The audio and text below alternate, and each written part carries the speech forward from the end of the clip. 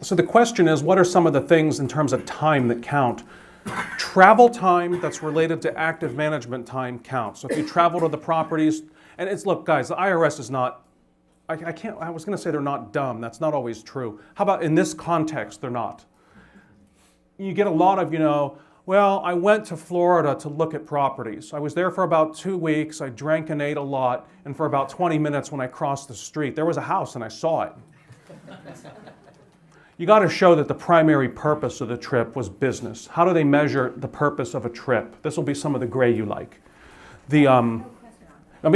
I've never had a female follow me into the restroom until now. And I know that the law has changed all that, but, still. It was accidental. I'm just giving her a hard time. I can't say I haven't done the same.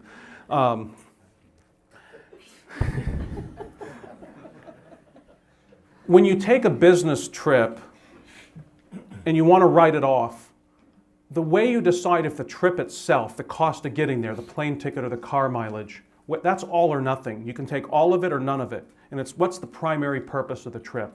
Normally they look and say, did you spend more days on business or fewer days on business? What's a business day? 4 hours and 1 minute on business. Now I don't want you cutting it that close. Be like a government worker. Get your 5 hours in. Make it so it's not so close that they can't knock you out because you're so close to the line. If they can find any amount of time that was personal, it screws up the day. But if you have more business days defined as at least 4 hours and 1 minute a day on a trip, then you can write off the entire cost of getting there. So for example, one I like to do a lot, I will take a van and drive to Chicago. I got a lot of clients in Chicago. I've got them all over the country. But we'll go to Chicago and stay there for 7 days. And I guarantee you, 4 of those days, I'll either be speaking like this, meeting with clients. I happen to have a mobile home park between my house and Chicago. I'll probably spend part of the day looking at that and actually talking to the manager and so on. And I'll document it. If I go to a seminar or teach one, I'll have a copy of the seminar in my notes and who I met. Because for me, business is easy. If I'm talking to you about giving me money, either as a lawyer or as an investor, that's business for me. So it's real easy to get a business day. And I usually, like I say, I like to get around 6 hours. Then you can screw around for the rest of the day. So we go to Illinois. I got 4 days in his business days. I can write off all the mileage on the van. Does the fact that my kids are in the back change anything? No. No. I can write off lodging, meals, and entertainment on the business days only. On the non-business days, I cannot write off lodging, meals, and entertainment. Would anybody venture a guess as to which day you go to Morton's, which day you go to Wendy's?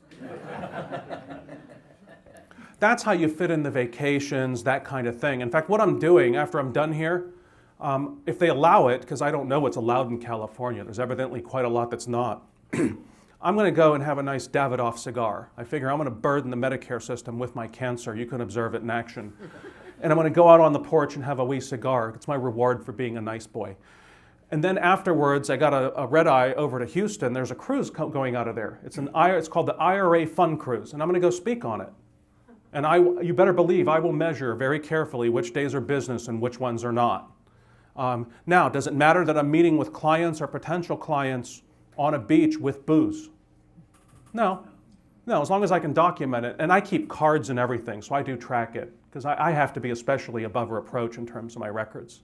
Now I'm coming back to the question, because I think I dallied off of it a bit. What was the precise question again? I have the whole ADD thing. I need reminded.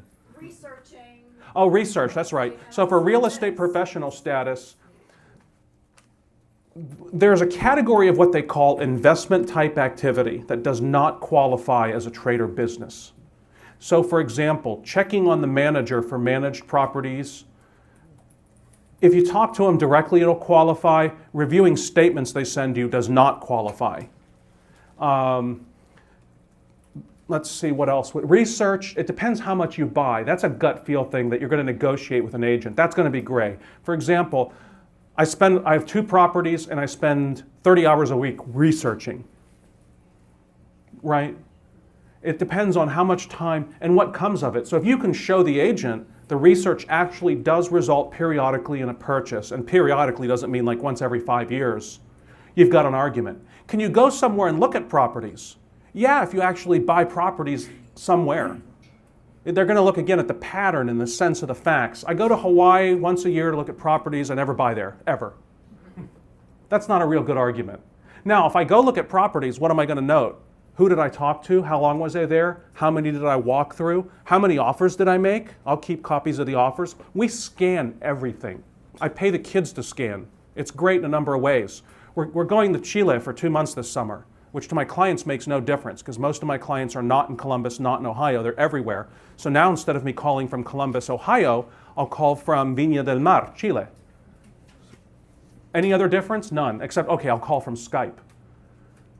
So the kids are paid to scan, regardless of where we're at the time. I will have them scanning all the records and documents and everything. There was a reason I was bringing that up and it went away. I do that a lot, the whole entrepreneurial ADD thing. I'll come back to it. There was a reason. Coming back to what you said though, again, if it's something you would do with stocks or bonds, it's probably not considered active time. If it's something that's in addition to that, it's a little more active, looking at the properties can do it if you record what you're looking at. Oh, and the scanning came from because I save everything. So when I go and look at properties somewhere and I want to write off the trip for looking at properties, because I do actually make offers and I do actually periodically buy. Now, sometimes the offers, actually a lot of the time, the offers are really low. So if they actually accept it, I'm thrilled. So we have the kids scan that sort of thing. What was that a segue? We pay the kids. We're going to Chile. We're going to have to give them money to spend. Because look, I'm taking away their summer, right? It's winter in Chile now. We're going to be in Viña del Mar, which climate-wise is identical to the Bay Area, except reverse season. So it's going to be roughly 45 in the evening, 60 in the day, rainy and windy. They're going to spend money. Well, I pay them to scan. I write it off. What's their tax bracket? 0, right? Up to $6,000, it's 0. If you pay them out of not a corporation, you pay them out of not a corporation, so an LLC, a sole proprietorship. If they're under 18, they don't pay Social Security tax. So you pay your kid out of not a corporation, under 18, no Social Security tax. Now, so I pay them to do the scanning. The money moves from my bank account to their bank account. I get a deduction. They don't show income, but the money's still in the family. And guess what they're going to use it for? Spending in Chile. So economically, what has changed? Very little. But tax-wise, what has changed? Now, by the way, and this is more of just how we bring up the kids, when they work for me on a W-2, half the money goes in the bank, half the money they get to spend. If they come up with the money on their own, my son especially is very good at spotting what people like. He goes to a good private school, the kids have money. He'll spot, for reasons unknown to me, one of his friends wanted Kanye West pants. Right. And so they're $100 retail. John found them brand new on the internet for $50, sold them to the kid for $75. He does stuff like that all the time. He only has to put a third in the bank. We try to incentivize them when they come up with something on their own, that's a good thing and they can have more benefit from it. But just that was the reason I went off into the kids and the scanning, because it's tracking the kind of hours, the activity, in this case, making the offers to show that you were looking at the properties. I would say accounting, unless it's directly accounting for the rentals. So in other words, reviewing the property management statements. That probably doesn't qualify. It's more the looking for the property, talking to the tenant, managing the manager, other than reviewing their statements. And that definition is still evolving. There's a lot of litigation on that.